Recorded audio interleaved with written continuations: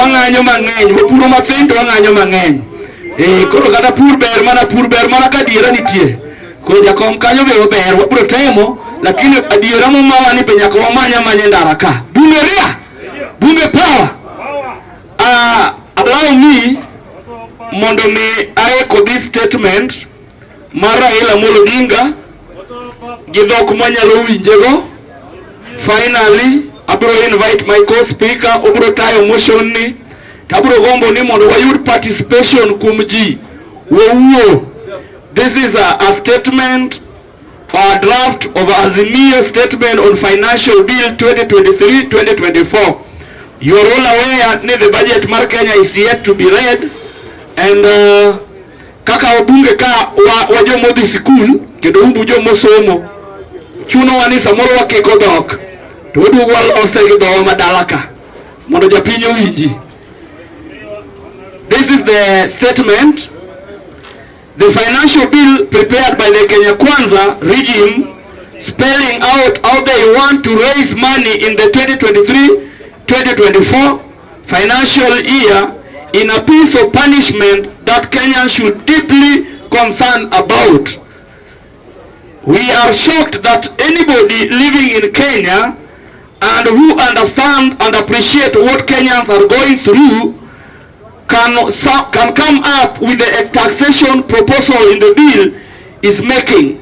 It is even more shocking that a regime that rode to the office promising to lessen the burden of the so-called hustlers, mama mboga, watu wa mjengo, can turn into its back to soon on the people. The tsunami of taxation that bill will bury everyone, especially the jobless youth, the poor struggling down at the bottom. The bill is promissory not to strangle and suffocate the hustler that Ruto promised to remove the rope from their neck. We wish to make it clear from the outset, as party, we will try our best to ensure that this anti-people budget is not passed by the National Assembly. In the event that Kenya Kwanza uses its hired majority and passes the bill as it is, we want the people of Kenya to understand that it is Kenya Kwanza bill. It is Kenya Kwanza budget. It will be Kenya Kwanza strangling them. We will instruct our MP to have nothing to do with it. The mischief is hidden everywhere across the bill, but we will highlight as few. Koro the bill mochiegni the parliament mar revenue maruto dwati yogo kagolo go budget en bill molos mondo ode jo Kenya, en tol maruto tweyo e ng'ut jo Kenya.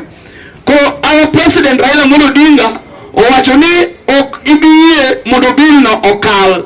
To kokalo nikech oseng'iewo wajumbe machalo Nyamita gini, Abuor gini, Tomo Jienda gini, mitokalo. To wadhi tiyo gi methods te mabino jo Kenya Kwanza ema biro winjo pekne to ok wan kaka jo Azimio. Mano kiywa aerial malo, samoro wadhi boycott osuru. Kanye bado ni market point. Bunge ria? Bunge power? Osuru no samoro kwa de chule.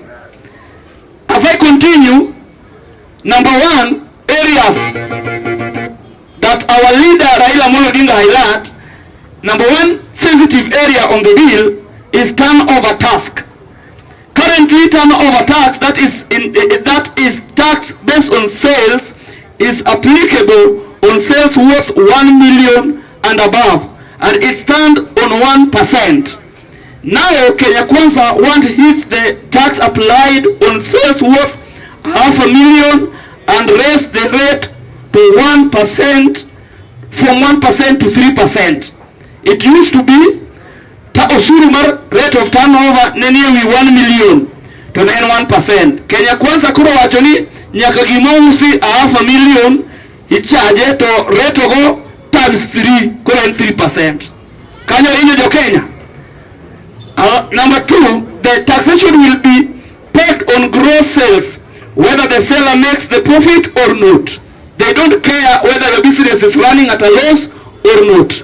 They will not care. The biggest casualty here will be small and medium.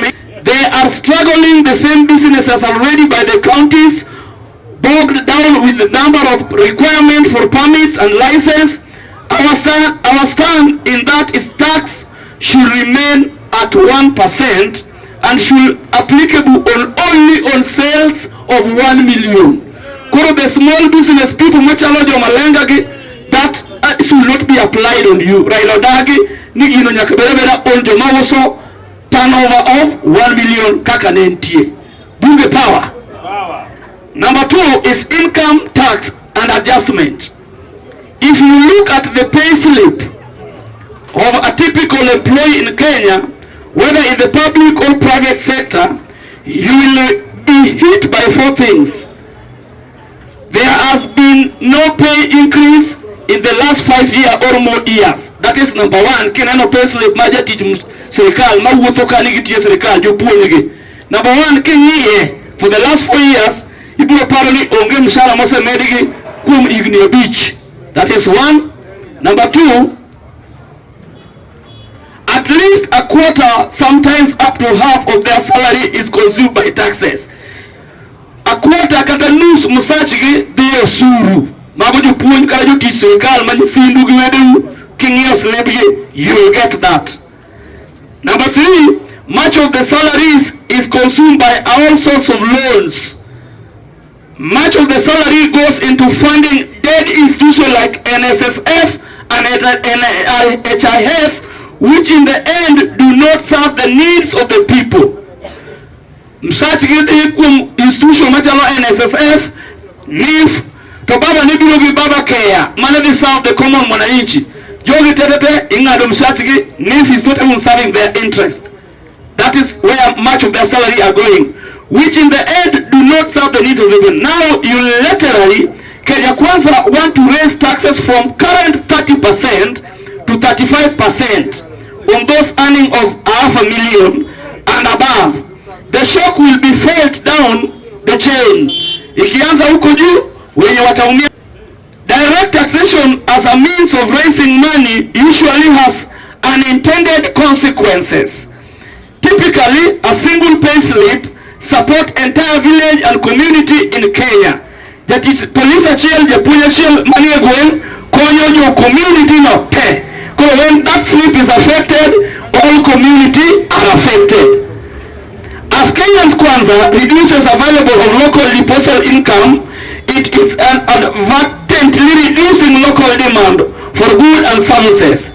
It leads to more unemployment and more desperation, and will be instructing our MP to oppose the proposal. When usuru o okete usuru tax magdutijo o ng'at mang'eny, ji koso tije, ji bedo disparate, omiyo azimio MPs odagi ni bilno yidhi tamore e parliament. Number 3, housing fund.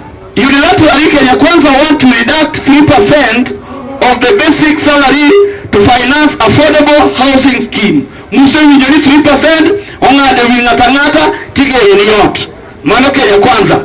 How the Regium arrived at 3% and not 1%, nobody knows. In an economy where employees are already faced with a reduced income due to high cost of living, we find the introduction of new tax irrational. It further reduce the amount of disposable income and available to the economy. We find it curious that while not everyone is qualified, the proposed affordable housing regime, everyone is expected to pay. This is illegal borrowing.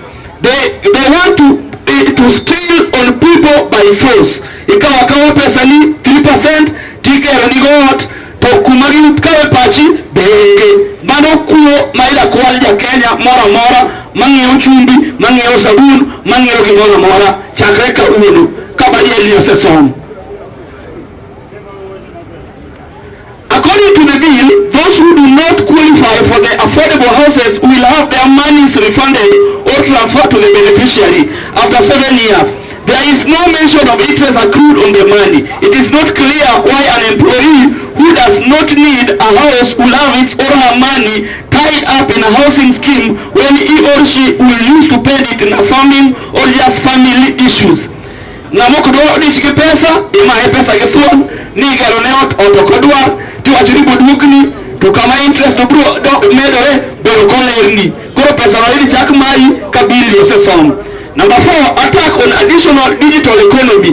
Digital economy kanyo emondiko yude wa mang'eny. Kidhi Cool Plaza ka, ibiro yudo ka yude tiyo cyber, network, all those things are employing us.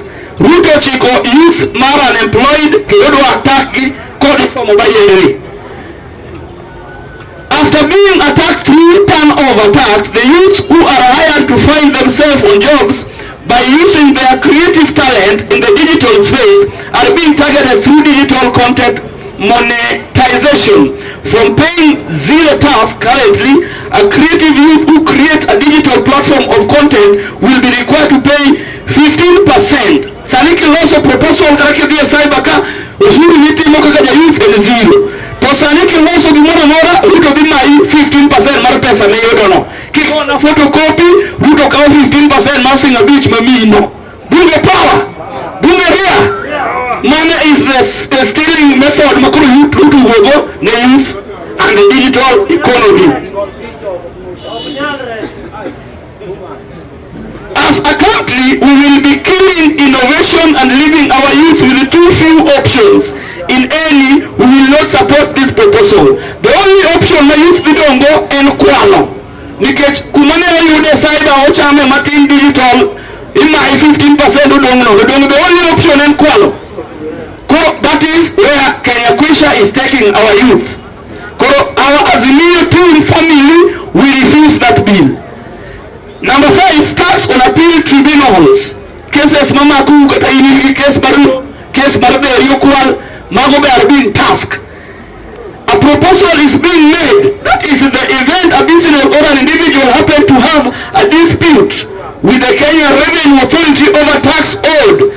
That individual or company will be required to deposit 20% of the dispute about a disputed amount with the KRA before the matter can be heard by the appeal of tribunal.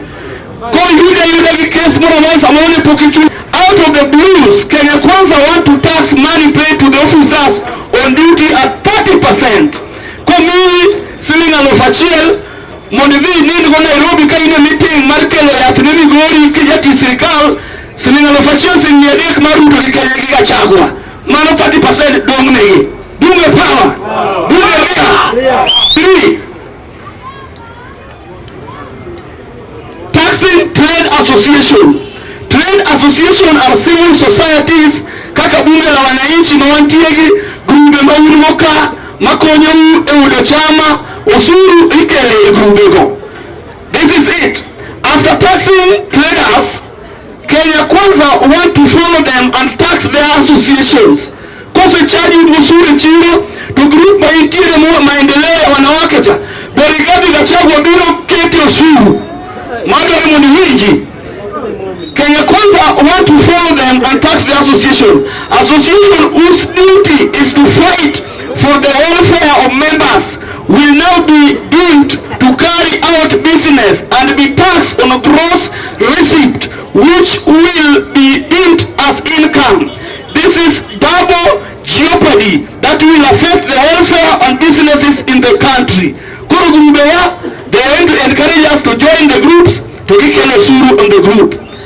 Number 8, which is second last, it enhances VAT payment. Buried in this bill are a proposal to remove from zero rating to tax exempt pharmaceutical product, agricultural pest product, and event fertilizers. Pharmaceutical product iriyeni mapanadol gikboko matino tinamudi nukiyo mokata siptendagi. Iya dolonda, iya dawa ya mende, dawa ya kunguni. Magogik makonyo japin direct, and at the same time those product and event fertilizers, maize flour, cassava flour, and a number of other items flour are being moved from zero rating. Initially, negin zero rating tax, not charging it. From today, they are being removed from zero rating transporting of sugarcane on factories will not attract VAT. The VAT measures proposal by the bill affecting the rate of cost of medicine. Nengo ya fudhi do malo. Cost of medicine ko do malo. Angoma biro jidito. Kes japinyo kanyang niyo ya. Mana chiel the cost of medicine. Healthcare do malo. Food do malo ni kechkoro kwanya kuyede. Manegu kute eputewa. Therefore, when it comes to chimo, what they thought that are locally produced sugar, it goes against Kenya Kwanza often stated play to subsidize product. We object. Mano azimio tamore. Gigonyaka wetu walo mondo wayuri yafi kinengo mayom kendo chiputa wa wale dawa ya mende tupate bure na bei rahisi.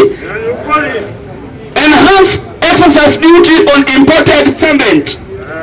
Kenya Kwanza want to raise duty on imported cement. It will be a signal of local producers to raise their prices. Ka imported cement osebi maro akuro bimedo lobe simiti. Simiti kore bingewa lo fagumia riyo tigo olemi ya bilo. Local industry ma employee jikini joji wakali mati yugi simiti tokigedo kundagi. Bunge power. Vijende ma joji wakali kikoro kubiyuru tuje. Kechi jomagei duonge ni kechi Kenya Kwanza umedosuru kumisimiti. Kwa simiti geroa mana gijo manyalo. Waburo doke muono. Tokoro jo plumbers jo mason diyo tiskure. We object the idea of Kenya Kwisha on beauty product. Warembo hai. Warembo hai. Beauty products such as wigs, false beads, eyelashes, human hair, artificial nails, among others, will see their taxes from 0.6% to 2.5% stamp. This is a 316% hike. Umede times 3. Kwa hao wasichana warembo wenye wanafanya kasaluni watakosa kazi. Maana hawana kazi, maana wakienda kununua wig hakuna mwenye nasonga, wamama wote watanyoa. Bungeria, bunge power. This is a 360%. Like digital economy, the beauty industry has become a major employer, particularly for our youth and women who have been unable to find work elsewhere. Si hapa kuna saluni ambayo wasichana wetu wanafanya kazi. Hao wasichana wanaweza ajiriwa kwa county. Hawawezi ajiriwa. Sasa hiyo beauty wakiweka ushuru kwa hiyo vitu wanafanya nayo kazi, watakosa kazi maana warembo wote watanyoa. Nani atawajiri? Watarudi kutembea uchi barabarani wakijiuza mwili. Hiyo ndio maisha Kenya Kwanza wanatupeleka.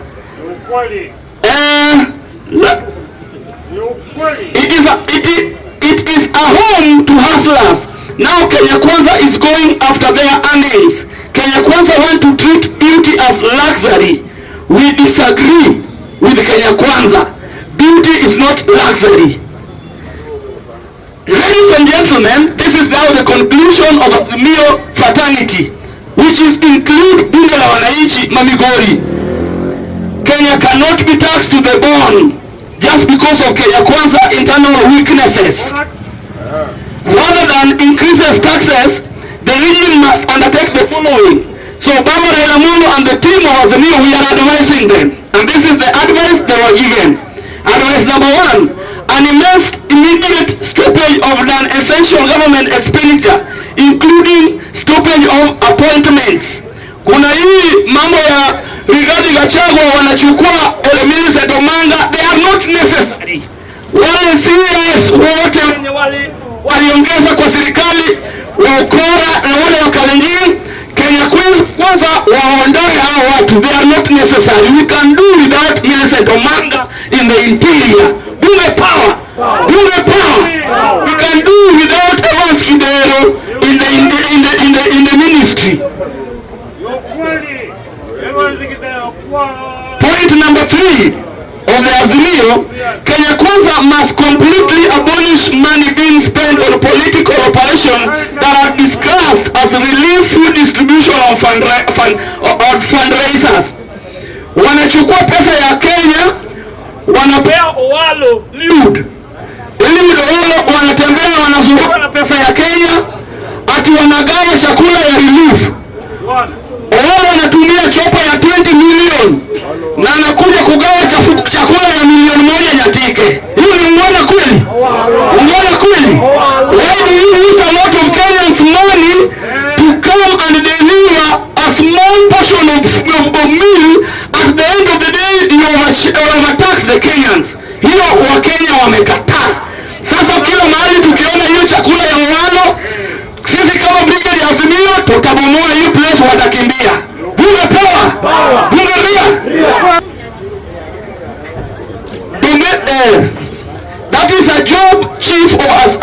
Hiyo ni kazi ya chief MCA. That is a job of a chief, assistant chief, or even MCA can do that. It makes no sense of a principal secretary to spend 10 million on a chopper to deliver 200,000 on a fundraiser. Unaenda kuwaambia unatoa 200,000 na umetumia chopper ya 10 million. Hiyo ni ngwana? Out. Watoe kidogo, kila mwana Kenya atatoa maoni yake. Wacha nikaribishe co-speaker aendelea kutoka hapo. Bunge power. Bunge kwa bunge zembo.